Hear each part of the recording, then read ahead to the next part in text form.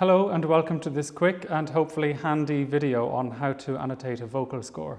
I'm Eamon Mulhall and I'll take you through a quick whistle-stop tour of 3 scores which I found on the shelf at home of operas, one of which I was in, one of which I understudied in and one of which I was certainly not in, Wagner's Die.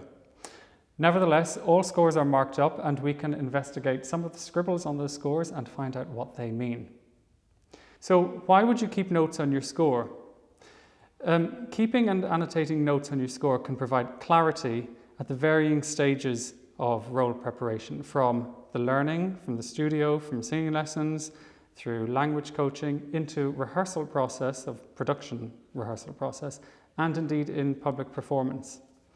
When you have meaningful notes on your score, this should help you to become more confident in producing high quality and reliable work.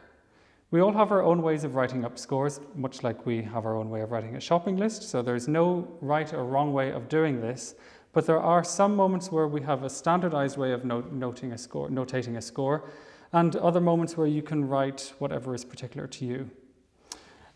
Some of the content in this video may be teaching grandma to suck eggs, and then some of it may also be helpful. So let's begin with character. So when you receive your vocal score of the opera in which you've been cast, it's best, I guess, to go through the score, finding your character's parts. And what a lot of people like to do is to highlight their character's part. In this case, in Die, the singer has highlighted Sie Grüne in pink and Rosweise in orange. Obviously, it's up to you to highlight as you wish. It's also a good idea to go through the whole libretto and find where your character has been mentioned by another character, because this can provide insight into what other people perceive your character to be. Some singers then also like to highlight in the index of the score where their character is singing, so you know which scenes you're in and out of. And then other people also like to just write out the places where you're on stage. For example, this Don Ottavio in Act 1 is in scene 3, 11 and 19, and then in Act 2, 7, 12 and back again in the last scene, just to provide you with a handy place to glance to as to when you are coming in next in the score. So, and in this case, I've highlighted Don Ottavio in blue, and as you can see, then it stands out above other characters on the score. So if you have difficulty in pitching, particularly entries, it's a good idea to find help from the instrumental lines. I say instrumental as opposed to other vocal lines, mainly because the instrumentalists in the orchestra will have the music in front of them and they are much more likely to be accurate in their pitching than, say, singing colleagues on the stage with you.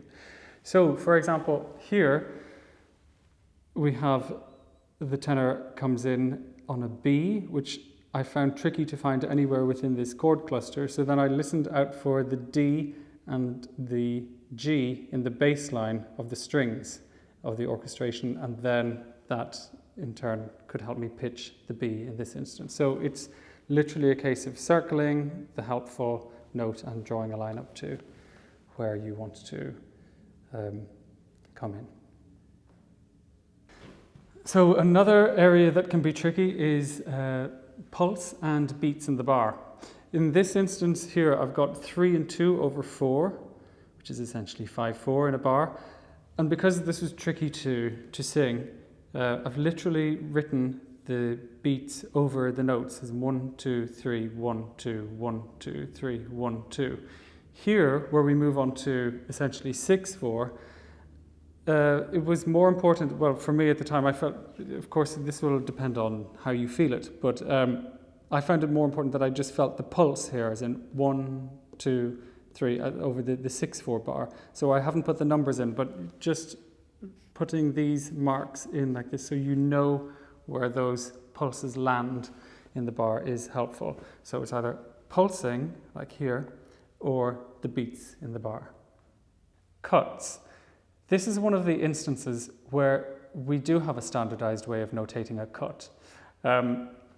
We have a Latin word, I believe, vide, V-I-D-E, which you divide in two and you write VI at the beginning of the cut, also accompanied with this line down the bar line, or wherever it comes in the bar, you put a line straight down with essentially what looks like a square bracket with V, then lines through the music all the way until the cut opens again.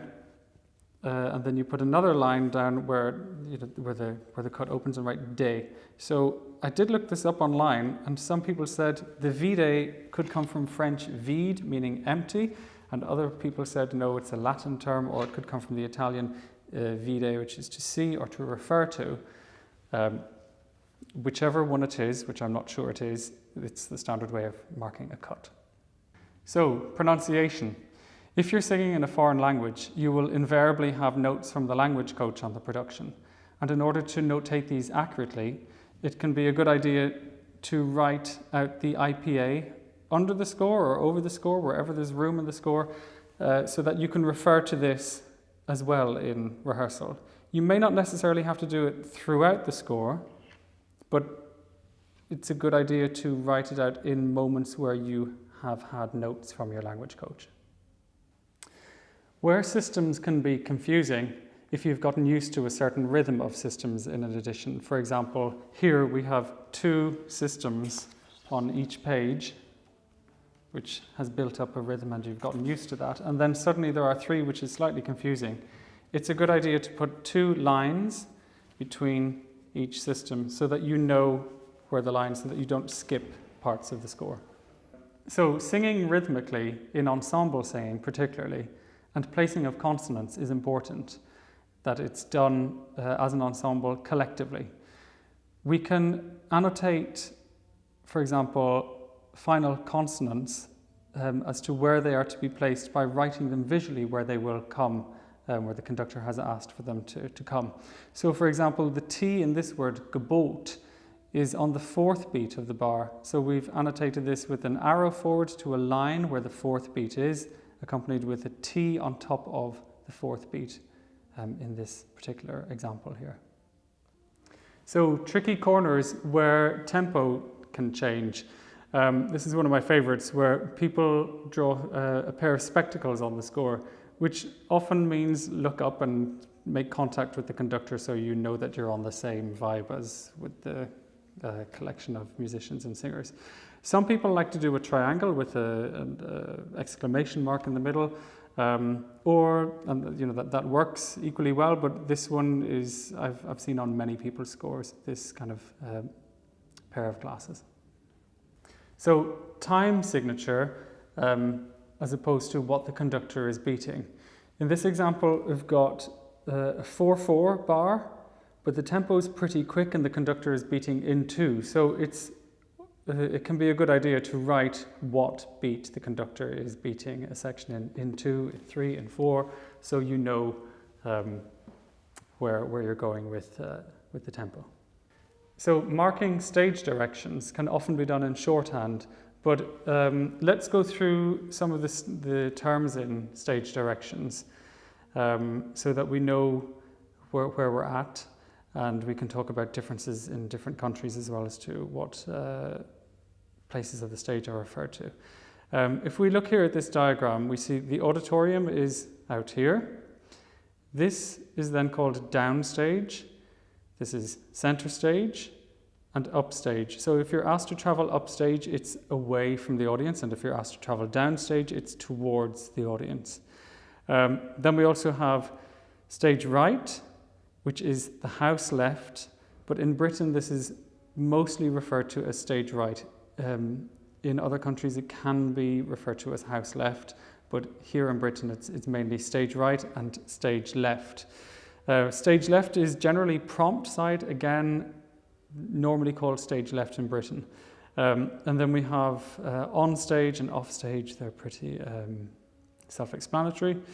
But the key is that when you're going stage right or stage left in Britain, if you're facing the audience, it is from your perspective as to which direction you travel in, as opposed to what the audience sees. So the audience obviously will see you going left on stage, but you are going stage right.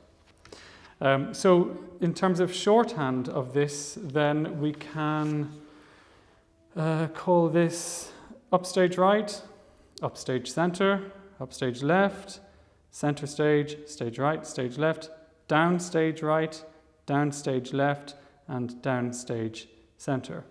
So here in this score of Dorian Gray, I have an instruction to myself to cross upstage, passing by Basil, who is another character, to stage right of picture frame. So, and then I just use X as cross, like you'd see in King's Cross or wherever. So cross upstage, passing by Basil to stage right of picture frame. So the next time I've visited this score when the production was revived, it's an easy note that will provide clarity as to where I'm to go at that point in the production. Another way to annotate the staging of a scene is to draw a diagram of the staging. So in this example here, we have a post-it note on top of the score where there are parts of the set are drawn, which will be, when you're performing in that show, you'll know what these squares and rectangles mean. And then with arrows pointing as to what direction you can travel in. So that's another way of writing this shorthand. You can do either way, whichever way works for you. Okay, I hope you found this video useful. As I've said before, you can find your own way of notating the score, but the main aim and objective for you notating the score is that you can be clear as to what you want to do in any given moment of rehearsal and performance.